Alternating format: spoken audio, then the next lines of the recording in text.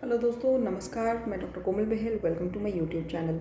दोस्तों, जो एमडी का सिलेबस है, चरक एंड सुश्रुत जी की क्लासेस के साथ साथ मैं सोच रही हूँ कि जो सब्जेक्ट वाइज जो क्लासेस होती हैं, जैसे कि द्रव्य गुण है, रस शास्त्र है, वैशज्य कल्पना है और भी सब्जेक्ट्स हैं, उसको भी मैं साइमल्टेनियसली जैसे चरक सुश्रुत जी की क्लासेस के साथ देना स्टार्ट करूँ।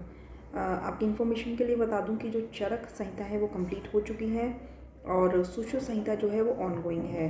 तो इसके साथ जो है सब्जेक्ट उतने ही इम्पॉर्टेंट है। फॉर एग्जांपल हर साल एमडी के एग्ज़ाम में जो रस शास्त्र है, वैशज्य कल्पना है, इससे 8 से 10 क्वेश्चंस आते हैं एंड 5 से 6 क्वेश्चंस तकरीबन द्रव्य गुण से आ जाते हैं। तो इस तरह से पदार्थ विज्ञान से 4 क्वेश्चंस, आयुर्वेद के इतिहास से 2 से 4 क्वेश्चंस आते हैं। तो सब्जेक्ट भी साइमल्टेनियसली कंप्लीट करना उतना ही ज़रूरी है एंड इसीलिए मैं आज से ये सब्जेक्ट के भी लेक्चर्स जो है स्टार्ट कर रही हूँ रस शास्त्र से। ये मेरे लेक्चर्स जो है टाइम सेविंग होंगे एंड एक चीज़ और है, मेरे लेक्चर सुनने के बाद आप डायरेक्टली लर्न कर सकते हैं एंड एमसीक्यू सॉल्व कर सकते हैं। आपको बुक भी खोलने की ज़रूरत नहीं पड़ेगी। ठीक है, तो without wasting any time start करते हैं। ठीक है, सबसे पहले जो रस शब्द है, ठीक है, रस शब्द से क्या मतलब होता है? रस शब्द का मतलब होता है पारद। ये क्वेश्चन आ चुका है। सेकंड है रासना, पाठा और शल्यकी। इन सब से भी पारद शब्द जो है लिया जाता है। एंड थर्ड थिंग इसकी जो रसशाला है, इसका निर्माण देखिए। रसशाला का निर्माण रेजिडेंशियल एरिया से दूर करना चाहिए। ठीक है, पूर्व दिशा में, उत्तर दिशा में या फिर ईशान कोण में। ठीक है, एंड मैंने कुछ पॉइंट सेव करके रखे हैं। और रसशाला में जो कौन सी दिशा में क्या कार्य करना चाहिए, देखिए रसशाला में अगर हम स्टार्ट करें तो अगर आप पिक्चर में देखें तो नॉर्थ दिशा, उत्तर में वेधन कर्म करना चाहिए। फिर उसके बाद नॉर्थ के बाद हम ईस्ट में आएंगे। ईस्ट में मतलब कि पूर्व दिशा में हमें रस भैरव की स्थापना करनी चाहिए। इन दोनों के बीच में ईशान कोण आता है जिसमें हमें औषधि या चूर्ण का संग्रह करना चाहिए। फिर उसके बाद ईस्ट से हम साउथ की तरफ आएंगे तो साउथ में, दक्षिण में पाषाण कर्म करना चाहिए। और ईस्ट और साउथ के बीच में आ जाता है आपका आग्नेय कोण। ठीक है, आग्नेय कोण में अग्निकर्म करना चाहिए। अब साउथ से वेस्ट की तरफ चलेंगे तो पश्चिम में, वेस्ट फॉर वॉशिंग। ठीक है, तो कितना भी शालन धोने का कर्म होता है वो वेस्ट मतलब पश्चिम में करेंगे। और साउथ एंड वेस्ट के बीच में जो नैऋत्य कोण आता है उसमें हम शस्त्र कर्म करेंगे। अब वेस्ट से अब हम उत्तर की तरफ चलेंगे। उत्तर मतलब नॉर्थ का तो हमने बता दिया कि वेधन कर्म किया जाता है। और दोनों के बीच में, वेस्ट एंड नॉर्थ के बीच में आ जाता है आपका वायव्य कोण। वायव्य कोण में जो भी हमने औषधियों को धोया है उसको सुखाना, शोषण का काम किया जाता है। ठीक है, एंड इसके बाद आ जाता है वेरी इंपॉर्टेंट धन्वंतरी भाग। धन्वंतरी भाग होता क्या है? देखिए कई बार क्वेश्चन आ चुका है। क्वेश्चन कैसे आता है मैं आपको बताती हूँ। धन्वंतरी भाग होता है कि जब हम रोगी के ट्रीटमेंट के लिए, मतलब रोगी के लिए, रोगी के ही खर्चे से हम औषध तैयार करवाते हैं। ठीक है, औषध जब तैयार करवाते हैं उस औषध का कुछ भाग रोगी के द्वारा वैद्य को दे दिया जाता है। ठीक है, औषध का भाग दिया जाता है, पैसा नहीं दिया जाता है। ठीक है, तो धन्वंतरी जी के नाम से उस औषध का कुछ भाग जब रोगी के द्वारा वैद्य को दे दिया जाता है, दैट इज़ कॉल्ड धन्वंतरी भाग। ठीक है, अब जैसे कि अवलेह प्रिपेयर किया तो उसका 1/8 भाग दिया जाता है। और जितनी भी कास्ट औषधियाँ हैं, धातु है, मेटालिक औषधियाँ हैं, इनका 1/7 भाग दिया जाता है। एंड जो सिद्ध तैल या घृत होता है उसका आधा भाग दिया जाता है। तो पहला क्वेश्चन ये है कि रोगी के द्वारा वैद्य को दिया जाता है ये धन्वंतरी भाग, धन्वंतरी के नाम से।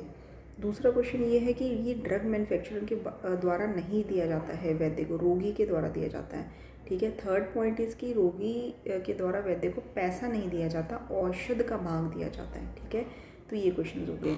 एंड रसेंद्र सार चूड़ामणि के अकॉर्डिंग वो कहते हैं कि जो धन्वंतरी भाग है उन्होंने उसको अश्विनी कुमार भाग का नाम दिया है। दे कॉल्ड धन्वंतरी भाग एज अश्विनी कुमार भाग। ठीक है, एंड नेक्स्ट इज रुद्र भाग। रुद्र भाग क्या होता है?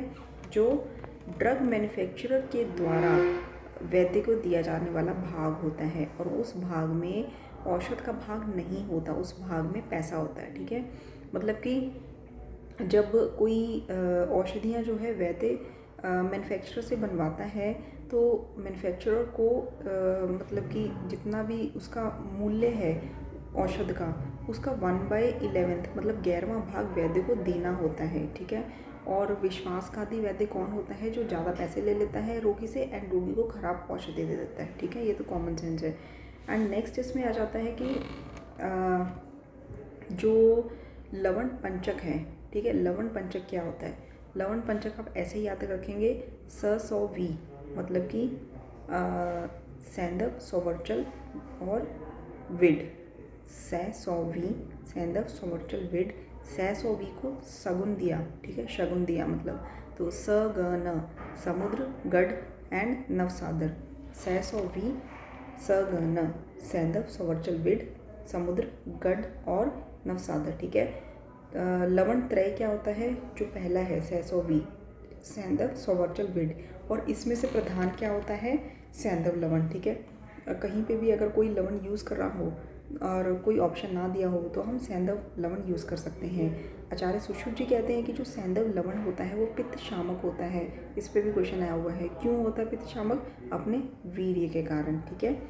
एंड नेक्स्ट इसकी जो पंच अमृत क्या होता है?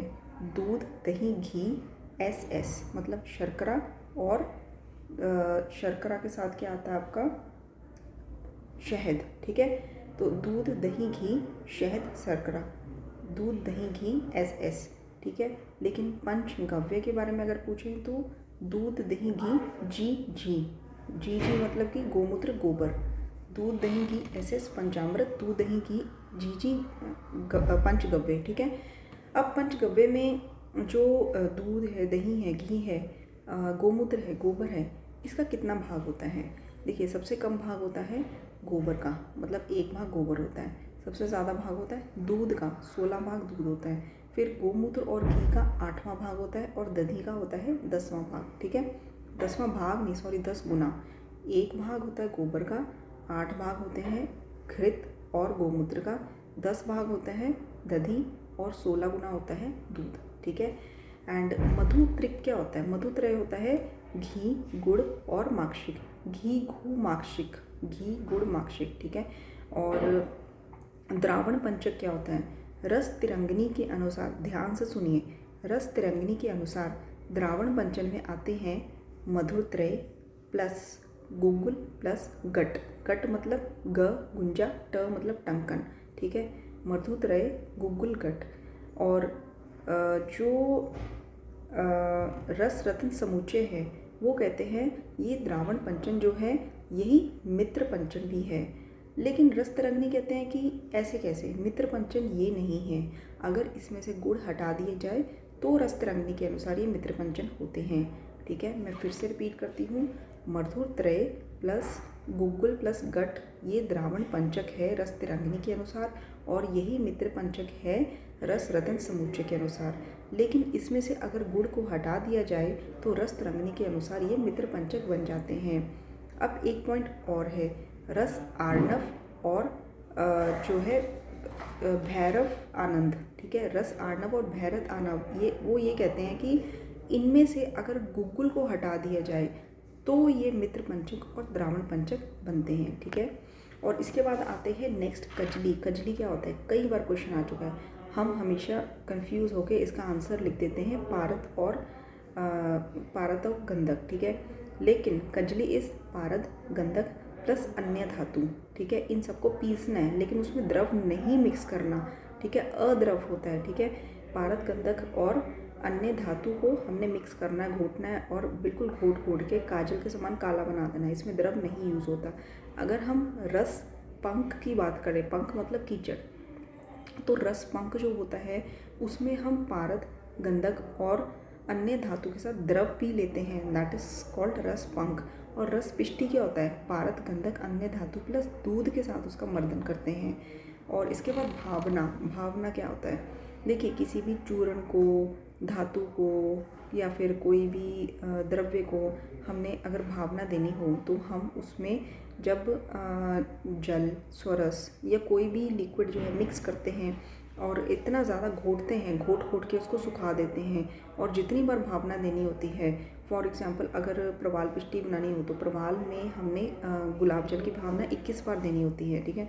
तो हमने जैसे पहली बार गुलाब जल डाला प्रवाल में, इतना का डालना है जिससे वो आर्द्र हो जाए, मतलब कि गीला हो जाए। उसको घोटना, घोट घोट के सुखा देना है। फिर दूसरी बार डालना है, घोटना, घोट घोट के सुखा देना है। ठीक है, ऐसे 21 बार हमने उसमें करना होता है। तो जितनी बार भावना बताई होती है उतनी बार देना होता है। मतलब भावना का यही मतलब होता है कि किसी भी चूर्ण धातु इन सबको जो भी जिसको पीसना हो तो उसमें हमने कोई भी लिक्विड मिक्स कर देना है, जल, स्वरस वगैरह, और उसको गीला करके घोटना है, घोट के मर्दन करके उसको सुखाना है।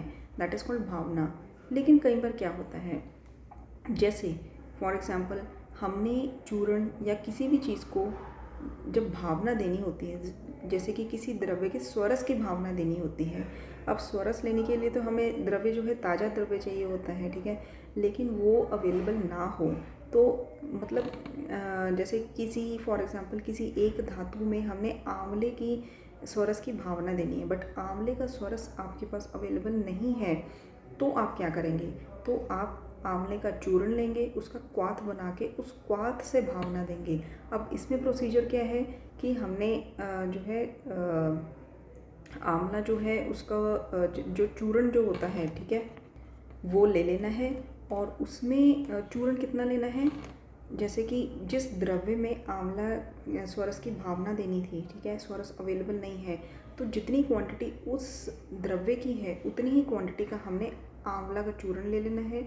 उसमें 8 गुना हमने जल मिक्स करना है और उसको बॉईल करना है, काढ़ा बनाना है। एंड क्वाथ बनाते बनाते जब 1/8 शेष रह जाए तो उस क्वाथ को ही हमने भावना देनी है। ठीक है, तो दोस्तों आज आई होप आपको समझ आ गया हो। एंड इसी तरह से मैं आपको क्लासेस जो है देती रहूँगी एंड सब्जेक्ट वाइज हम डेली सारे सब्जेक्ट्स स्टेप बाय स्टेप जो है कंप्लीट कर लेंगे। चैनल अच्छा लगा हो तो रिक्वेस्ट है कि सब्सक्राइब कीजिए, लाइक कीजिए, शेयर कीजिए। कोई भी अगर आपको पूछना हो कोई क्वेश्चन तो आप कमेंट बॉक्स में कमेंट कर सकते हैं।